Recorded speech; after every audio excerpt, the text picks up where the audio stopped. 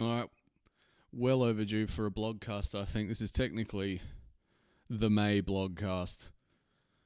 And we're going to open it up with a lesson. A life lesson, I can tell you, from a place of, I don't want to say failure, a place of sin, a place of missing the mark. This is something I know because I didn't do it, and I should have. So what you're looking at right now is my website. I've rejigged my website to make it sort of fit what day it is and where it's going. And the mistake I want to talk about is patronage. And I've had this conversation with a couple of people, and I've kind of started it with this. Hey dude, does everybody owe Nia Bliviscaris a massive apology? And that normally gets the laugh, and that's because I know that they know what I'm saying. And what I'm saying is this. I can't remember what year it was. It was a long time ago, but it might have been 2012, 2013, 2014. It's 10 years. It's at least 10 years. Nia Bliviscaris joined a new website called Patreon. And they were collecting patronage from fans. And, classic tall poppy syndrome in Australia, like everyone started cutting them up about it. And, Tabara, we were, in many ways, just kind of observers. We were doing our thing, whatever it was. But I remember seeing the fallout Nia Bliviscaris were getting. And I remember saying to Tom, hey, I know they're getting paid out, but it looks like it's working. Like, these guys are doing things. And he and I sort of discussed whether we should do it. And because Nia Bliviscaris were getting paid out so bad online, they were getting paid out so good by Patreon, but paid out so bad by all the poppy cutters in Australia, we decided not to do it. And, obviously here, 100 years later, I wish we had have. Because how is Nia Bliviscaris' fucking Patreon doing? Patreon Nia Bliviscaris. I've probably spelt that wrong. Let's have a look. 2,100 members, and they're pulling just under $4,000 a month. Holy shit.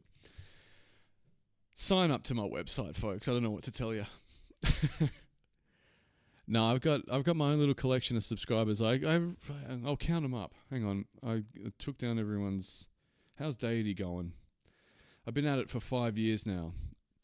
1, 2, 3, 4, 5, 6, 7, 8, 9, 10, 11, 12, 13, 14, 15, 16, 17, 18. There you go. I've got 18 firekeepers and lantern bearers. And it all gets saved because I work full time. So all of that money gets put back into Deity. So when it comes time to need artwork or mixing and mastering or to pay to get onto a Black Sabbath collaboration and you don't even get on the vinyl, I have the money to do it. Because working full time, with the way the cost of living is now, it's, everyone knows it's outrageous. I've never earned so much money in my life, but I've never had so little. So the little, those 18 people each month, what does that equate to? I don't even count. If they're all 5, it's like 50. It's probably a couple $100 a month. But over 5 months, that's $1,000, right? That's kind of what everything costs. Shout out to my boys in Throws. They've just put out a new song and a video, and the video looks $1 million. It cost them $3,000. It's a significant chunk of change. And there's 4 of them, so they can all contribute and whatnot. But I'm a one-man band, so honestly, without these firekeepers and these lantern bearers, not a lot would be happening. And I know not a lot's happening, but it is. I do, the releases are very far and few between, but I'm always working on this shit. Little private victories. But you'll notice the big $25 tier is gone, which was the one that would, lock you in for a free ticket to Deity shows when they were happening. But they're not happening. It's it's a lot to put together a band, and I was looking at not only the personnel. It was very hard to like nail down the personnel. The people I wanted to be in it all kind of live abroad, and to do it the way I want to do it, with like PA backing tracks and stuff, like it's a significant cost to get that live rig set up. It's just I do want to do it, but it's just a bridge too far at the moment. So I thought about it, and there was a question posed to me. It was like, Jono, if 100 people signed up to the Paragon tier next week, how quickly could you fulfill that? How quickly could I fulfill that end of the bargain and put on a live show? And the answer was like, fuck, I don't know. And all of a sudden, I started to feel really bad about having that tier up there and collecting that money from people. So I got in touch with them and said, hey, here's what's happening. Give me your address. I'm going to send you out a whole bunch of goodies. Thank you for the support. But I'm shutting that tier down, and they're all fucking legends. They're all fucking legends, my supporters. I don't know what other fan bases are like, but Deity's is 18 people strong, and that's 18 fucking legends. They all just jumped down to another tier. Firekeepers or lantern bearers. I stayed in the game. It's very weird being supported. It's a very weird feeling. You make music and people get around it so much that they don't mind coughing up some money each month. It's quite surreal. But speaking of putting the band together, I had a chat with an old friend of mine, David Van Pelt, who I really wanted as the keyboardist in Deity Live. We had a great chat in the end, and I said, it was like, hey man, I don't think I'm putting the band together, but like we should catch up anyway. And we did. I'll tell you how I met David, because it's a good story. I think it must have been 2015. Tabora were lucky enough to get the opportunity to open for Blind Guardian in Sydney. And there was another band opening as well, Divine Ascension, who we'd never met. But when you're playing gigs, there's sometimes you just meet a band that you just hit it off with right away. And a special person. And like we knew David was a good one because within minutes of meeting, we were talking about that space in between your butthole and your balls. Not that, I think it's like colloquially known as a taint. But I think the scientific term or the biological term is the perineum. And he explained that to us in great detail, and I was fascinated to learn these things, but you could tell right away he was a fun dude. Anyway, he said something that has stuck with me, because that man, he's very well educated, and he's had a career as a teacher, not like a doing guitar lessons for $50 kind of teacher, but an actual teacher. And he's at the point now where he really wants to spend more time doing music and being around like weird music people.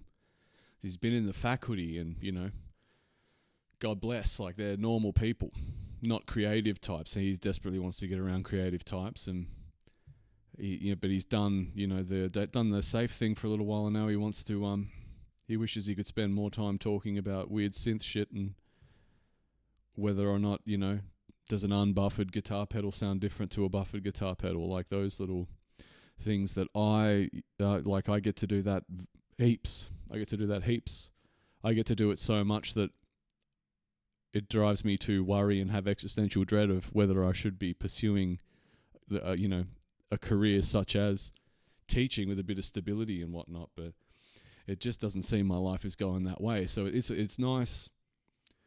It's nice to hear that. The other thing I get is like people who have families, because everything I have in the world is in this apartment. It's in this 1-bedroom apartment. It's pretty much everything I have in this world is within this webcam shot. This is it. It's true. So, and I got to drag myself out of bed because I've got so much freedom that I don't know what to do with it. I work 5 days a week and whatnot, but, with my free time, I get to do whatever I want. And parents are always telling me how envious they are of me. And I'm like, don't be envious of me. Like, I envy them in the sense that they get to wake up and they don't have to think about what their purpose is that day because they're responsible for like a tiny little life. And there's continuity in their lives, and there's a shared investment with their partners. Like they've got to raise this little life. And, you know, some parents do better jobs than others, but I look at my friends, I think they're all doing a terrific job. And, you know, almost every single time I've, you know, spend a block doing something creative, whether it's working on the website or getting a bunch of recording done, or a big practice session, or a creative a writing session. At the end of it, like there's just this gap. And yeah, if any of the creative types could get in the comments and tell me they feel the same way, it'd make me feel a lot better. There's just this horrible gap after you've spent all of that creative energy. And I imagine that's the same energy that David's talking about. That he's got that energy to be creative that builds up during his, normal, boring teaching days. But after you've done that, you do want normal things.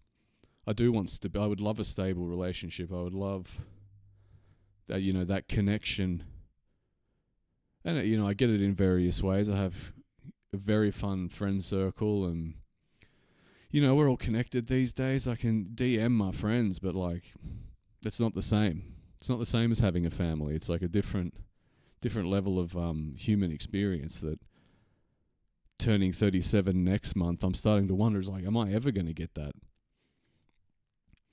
Am I ever going to be able to build something with someone else? But I've just got to sit in that gap, and that's where all the temptation comes. I tell you what, that's where all the temptation to go out boozing and whoring. Go out boozing and whoring, or just fill the void.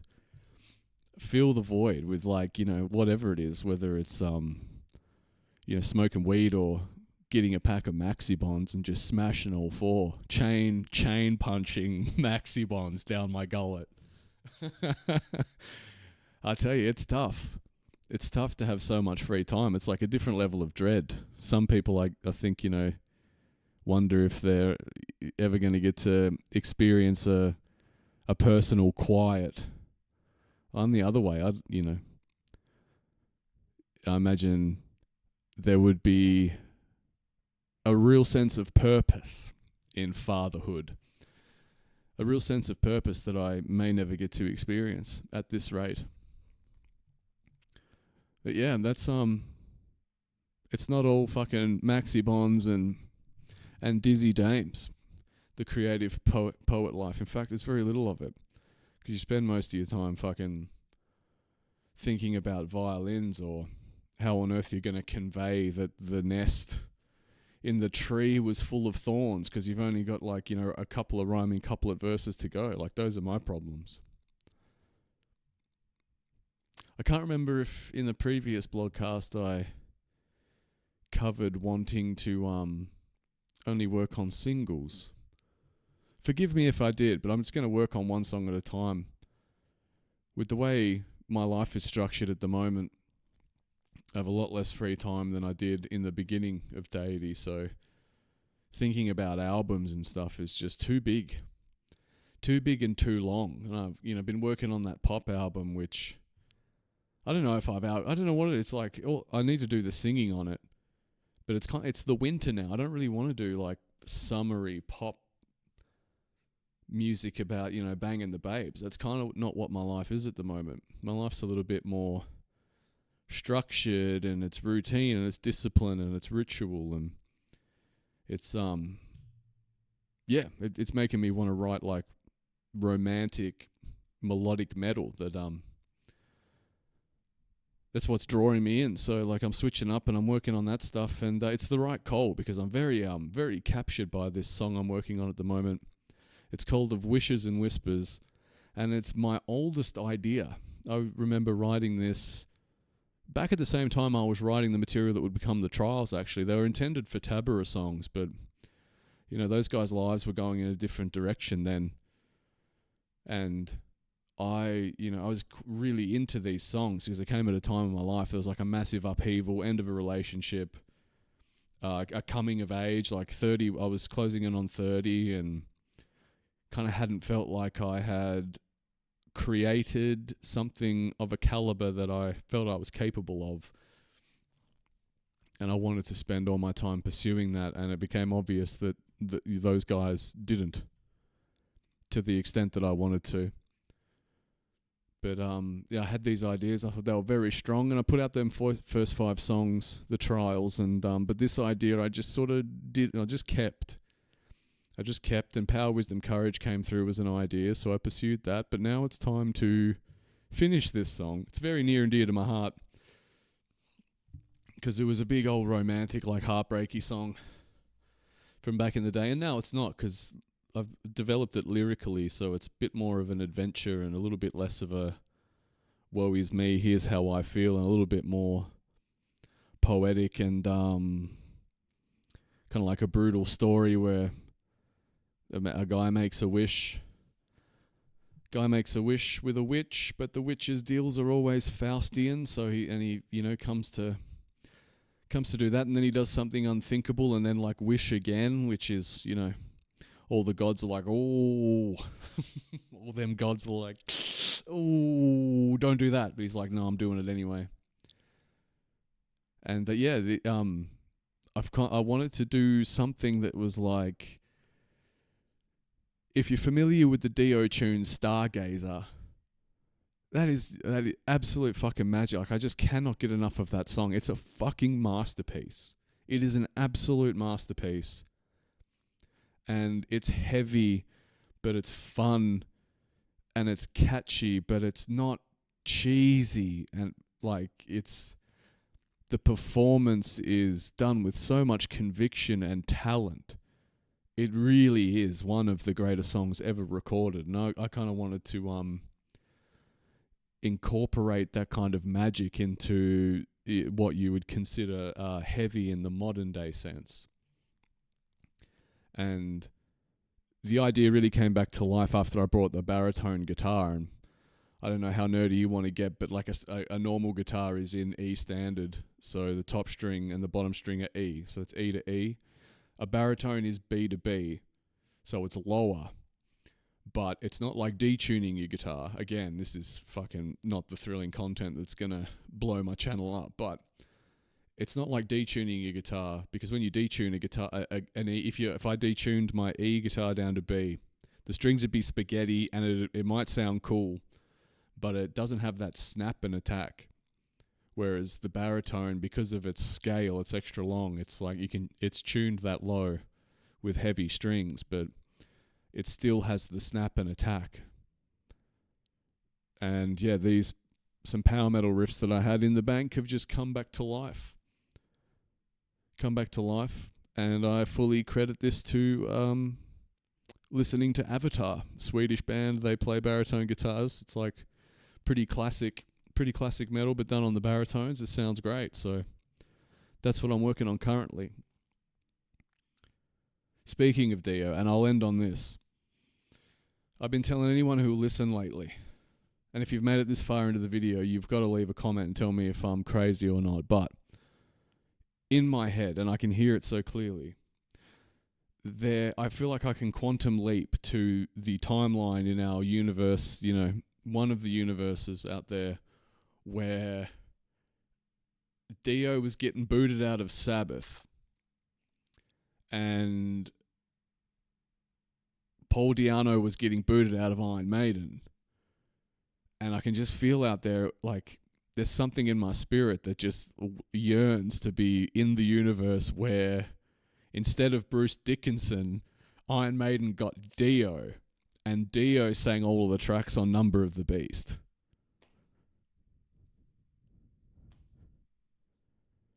I mean, wouldn't that be fucking sick? Yeah, that's the story. There's nothing really to add, but I can just hear it so clearly. Imagine him singing Children of the Damned. I can just hear it. Children of the Damned. Like, come on. That'd be fucking sick. That's my story.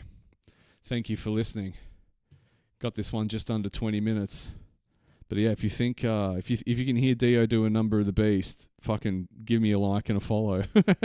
I'll catch you next month.